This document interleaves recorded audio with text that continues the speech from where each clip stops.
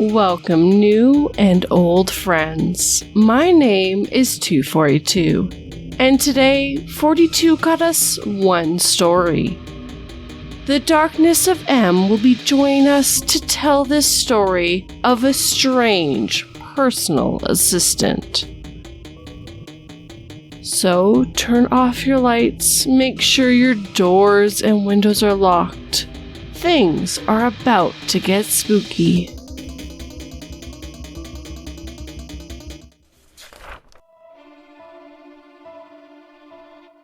In the 100 years since our group had colonized the dark side of the moon, no one had ever broken protocol and crossed over into the light until now. Racked with pain of twisted bones and splintering flesh, as my claws tore through my spacesuit, I finally understood why with my dying howls. Remember to tell me what you think down below and hit that like button and make sure it feels it. I'm blind and recently hired an assistant. She's got some quirks. By jtb685. The ad said, "Help wanted, personal assistant to a blind man." 2 weeks whizzed past without so much as a phone call. Then Riley showed up asking me whether the position was still available. I brought her inside and gave her a rundown of the job, told her it was mostly standard PA stuff, answering calls, making coffee, that kind of thing. Sound good? I asked. That sounds yes. She had a peculiar accent, meant I couldn't feel where she was from. I asked a few personal questions to try to tease the information out of her. "I am from out of town," she answered. "I worked before? Yes." Her way of speaking was all over the place. It almost sounded as if she was asking a question each time she opened her mouth. One more thing. I said. I'll need you to read to me. Does that sound alright? Yes, chance English improve. Seeing as Riley was the only applicant, I hired her on the spot. We worked in a small bricked building that was more like a house than an office. She spent most of the day behind a little desk that served as reception, filing paperwork and answering calls. Then, before closing time, she'd read the newspaper aloud while I cast my fingers over the braille documents. Early on, she asked for a spare set of keys, which I didn't see any harm in. Riley was a terrible assistant, but since replacing her would be a huge pain in the ass, I kept her around.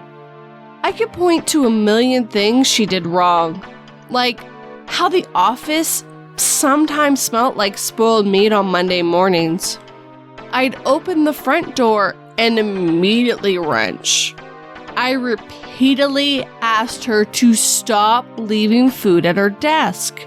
She promised it would never happen again 6 times.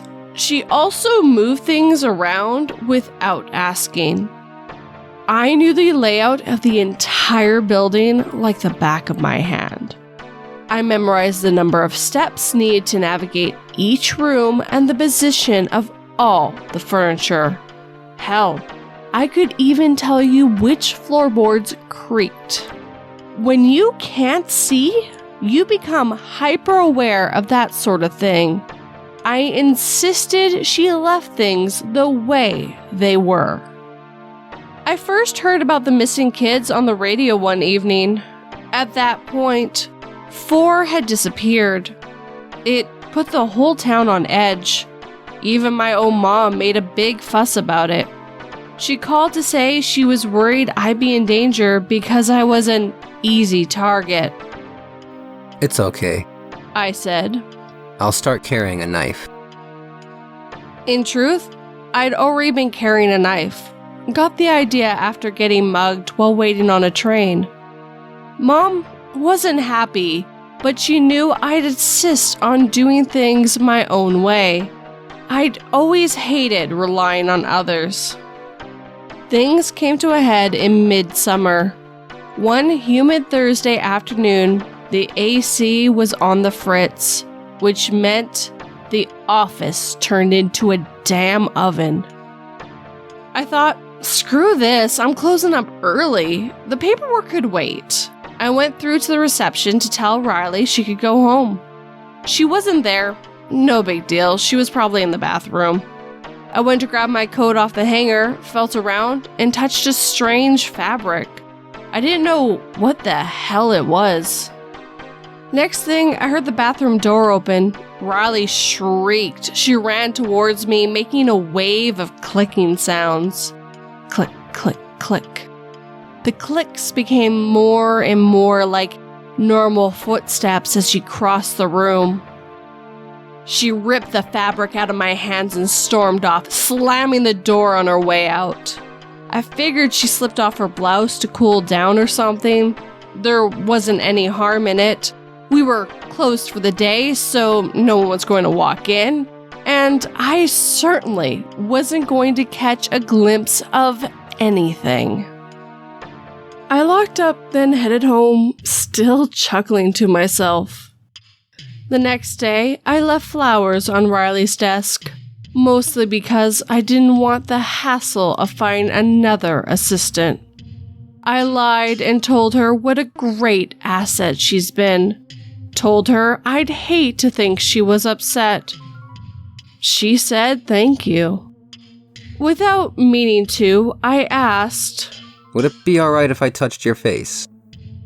It just slipped out. I've been curious what she looked like since a few clients remarked on her odd appearance. From what I can surmise, she was super pale and kept herself wrapped up in multiple layers of clothing, no matter the weather. She didn't answer. Attempting to seem less like a creep, I added, It helps me to build a mental picture of something if I feel it. More silence. Forget I mentioned it. The next day, Saturday morning, I woke up to a frantic call from one of my clients. An order hadn't been placed. The paperwork I'd blown off. And there'd be hell to pay if it wasn't fixed. I said, I'll be at the office in half an hour. I'll call you when I get there. In no time at all, I was on the train headed towards town. The people in the seat next to me were discussing the latest missing kid. A boy who had vanished the night before on his way home from playing baseball with his buddies. I reached the office, unlocked the front door, and stepped inside. The hallway was filled with horrible, nauseating stench. More spoiled meat. Even worse than before. I made a note to speak with Riley about it. I crossed through the hall and had barely stepped into the reception when I heard a low sound. I stood perfectly still. Hello? There it was again. Almost like a grumble. It came from the space to my left. I moved towards it, slowly. A rasp. Now, whatever made the sound was directly in front of me, close to the ground. A cold tingle of sweat ran down my forehead. Is somebody there? I asked, my voice cracking. After a deep breath, I reached down. The hairs on the back of my neck stood on end as I touched something warm and clammy. The moment I did, the thing stirred. I flinched, then scrambled towards the door, ready to race outside and call the police. But then I realized what the voice was trying to say. Help me.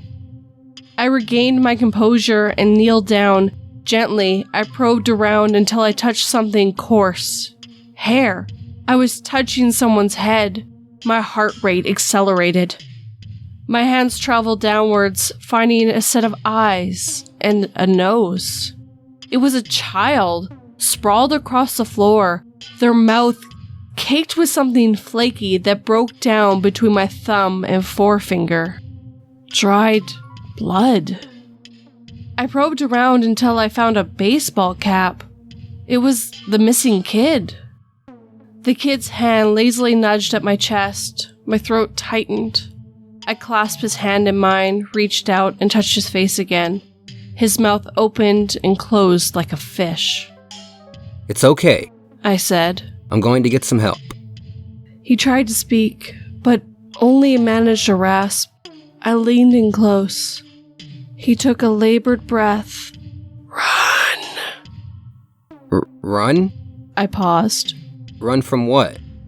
He grabbed my shirt collar and pulled me in close.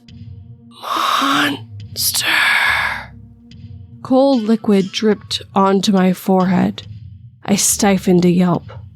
All of a sudden, I became aware of this horrible presence directly above me. Carefully, I stood and extended my forefinger toward the ceiling. I prodded something rough and bristly. The textures were so fine my fingertips tickled, sending a chill to the soles of my feet.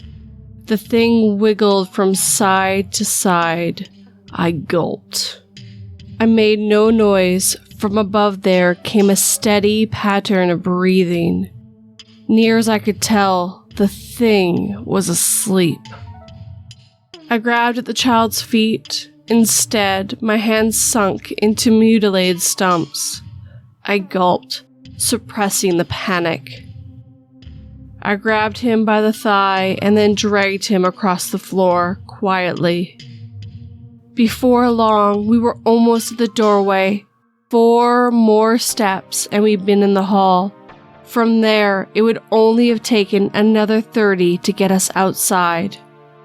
But suddenly, the phone on Riley's desk rang. In the quiet building, it was startlingly loud. The child groaned as though he was waking from a long sleep. Back in the room, something moved. Click. Hello? I whispered. Click. The kid screamed. Still unsure what was happening, I dragged him into the hall as fast as I could.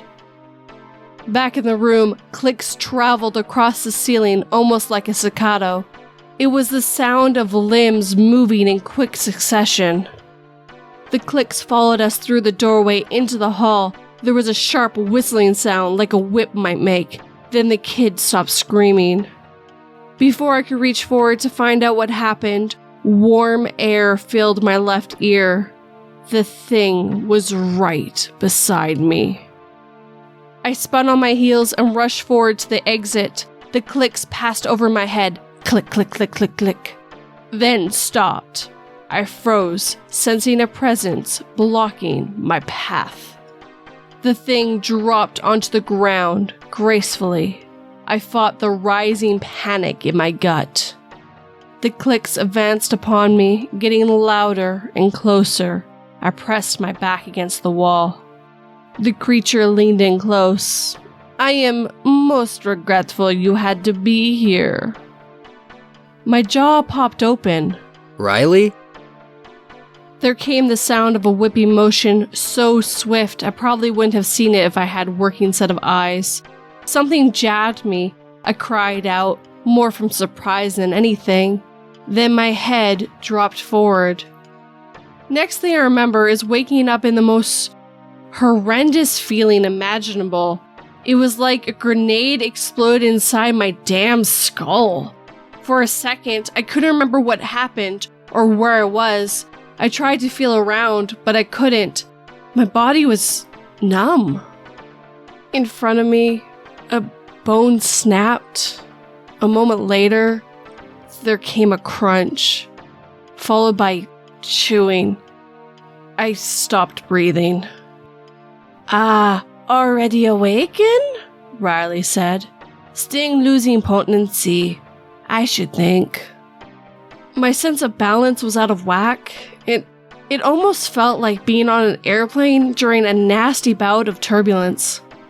I found my way to my hands and knees, pins and needles shooting through my entire body. Riley's voice traveled across the room, accompanied by more clicks. I wanted to say thanks to you for providing job. It has been a wonderful learning opportunity about the humans. Each time I tried to stand, I fell on my face. What the hell's going on, Riley? I stammered, my words tired and slurred. Where's the kid? Before you.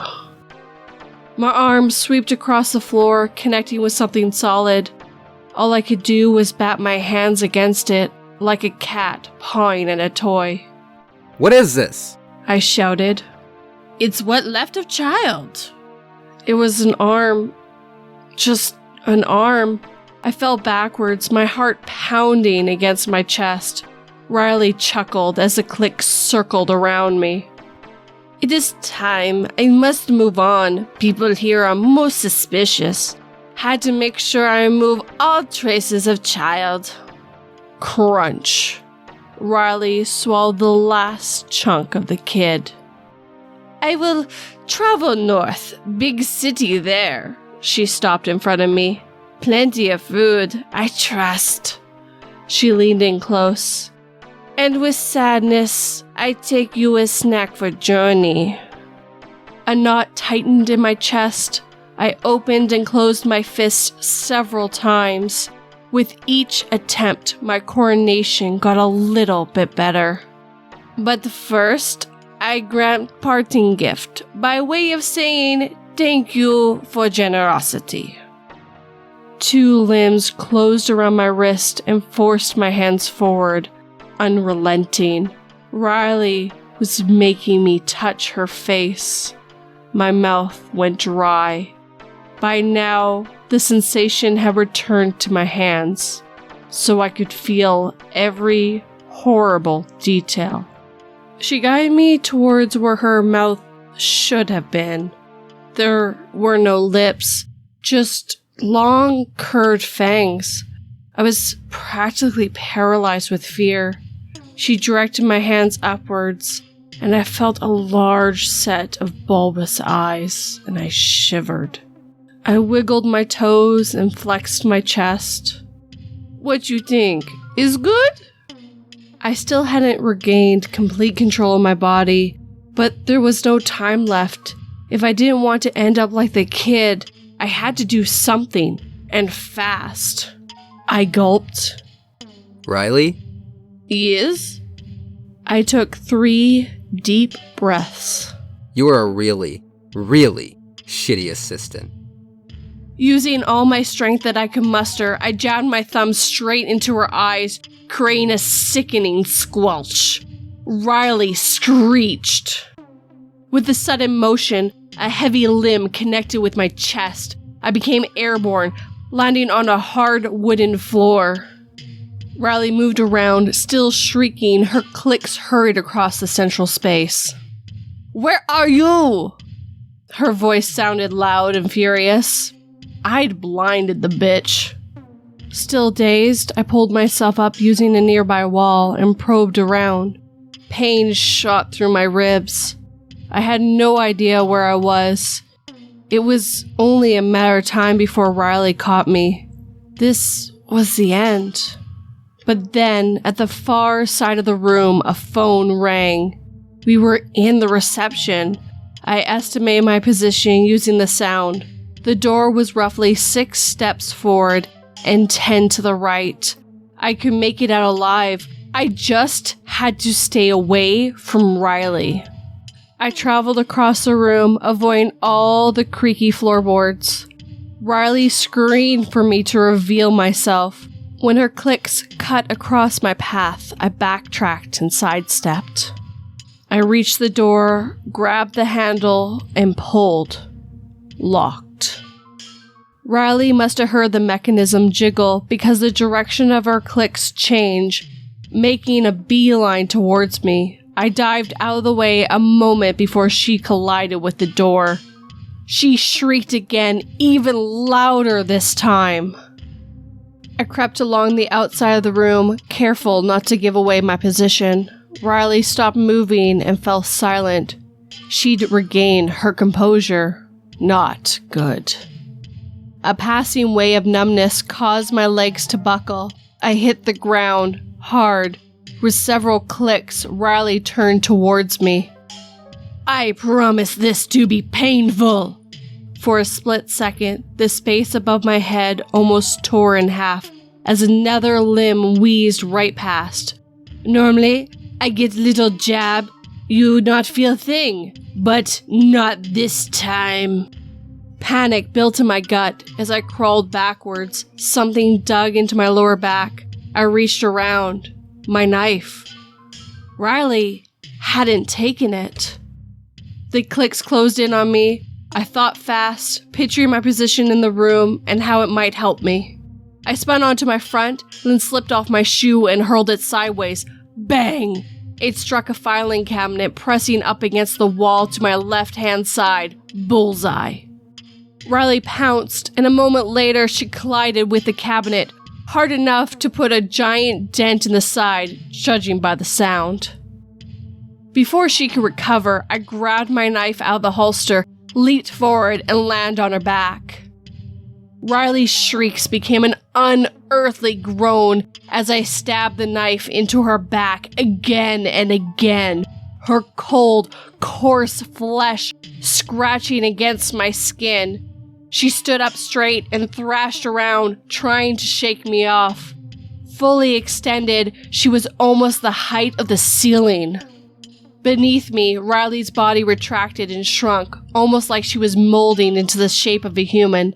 I stabbed her one last time. She collapsed with a whimper, tossing me aside in the process. The back of my skull collided with the wall. Blood gushed out of my head. Still groaning with pain, Riley crawled, then staggered towards the door. I can only assume she regained her vision by now. She unlocked it, then exited the room. There were no clicks, only footsteps. I wanted to follow her, but my body wouldn't comply. I felt myself getting sleepy. Very, very sleepy. I woke up in a hospital bed. After failing to reach me for over an hour, my panicked client had driven down to my office and found me laying in a pool of my own blood. He figured I tripped over and hurt myself. So far as I can tell, there had been no sign of either the kid or Riley. My list of injuries included a 4-inch split in the back of my head, 2 broken ribs, and a hell of a lot of bruises. I tried to explain what happened to the nurse, the doctors, and later the police. They all said the exact same thing. Were you taking any illegal substances before injuring your head? No matter what I said or did, nobody believed me, not even my own mother. Eventually, I just gave up trying to convince them. After recovering from my injuries, I returned to work. Months passed.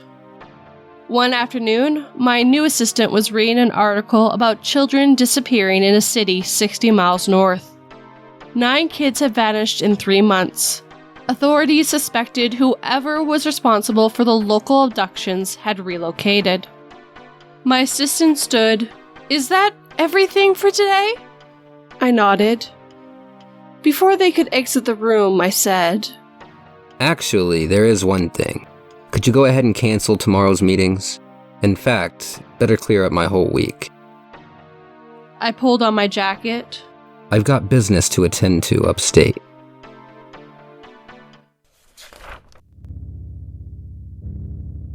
"Will this stop me from seeing them, doctor?" she said as she swallowed the pill. She was alone in her room.